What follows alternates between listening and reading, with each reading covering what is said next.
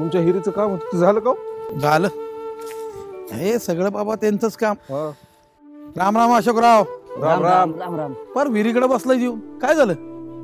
पाण्याची पातळी पार खाली गेली राव.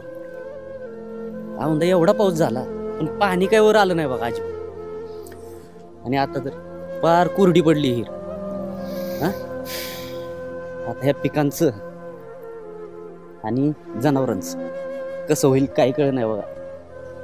अहो अशोकराव, बक्कळ पाऊस पडला पण वर्षभर पाणी पूर्ण इतके दिवस राहिलेत का? अहो गावात आणि परिसरात शेतीच्या पाण्याच्या अतिउपशामुळे भूजल पातळी खाली खाली गेली. पण खरं कसं करायचं मला तर काय कळ नाही. कसं जगायचं कसं काय.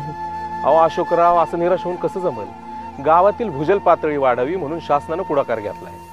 मनरेगामधून विहीर पुनर्भरणाचा उपक्रम जो राबवलाय तो समजून घ्या. विहीर पुनर्भरण म्हणजे ते काय असतं? अहो एकदम सोपं आहे.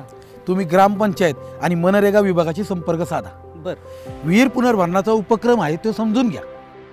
आणि ते सांगतात त्याप्रमाणे वावरात जे पावसाचं पाणी पडतंय ते नाल्यात वाहू न जाता विहिरीच्या दिशेने कसं वळवता येईल याची माहिती घ्या. काय?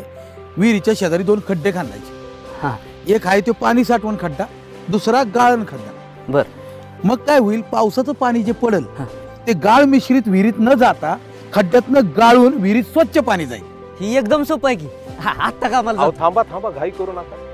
ग्रामपंचायत कार्यालय किंवा मनरेगा कार्यालयाशी संपर्क साधा. योजनेची ना आवश्यक कागदपत्रांची माहिती घ्या आणि तांत्रिक दृष्ट्या विहीर पुनर्भरणासाठी जे खड्डे लागतात त्याचं बांधकाम करा. कळलं का? हो हो, लगेच जातो मी ग्रामपंचायतला आणि सगळी माहिती घेऊन येतो. हा चला येऊ का? या या या पावसाच्या पाण्यास नाल्यात किंवा शिवारात वाहू न देता ते वळवून विहीर पुनर्भरण सारख्या सोप्या आणि कमी खर्चिक उपाययोजनेचा अवलंब केला तर विहिरीच्या पाण्याची पातळी वाढण्यास मदत होईलच, पण त्यामुळे उन्हाळी हंगामात देखील पिकांना पाणी देता येईल. लोकसहभागातून भूजल व्यवस्थापनाची आशा.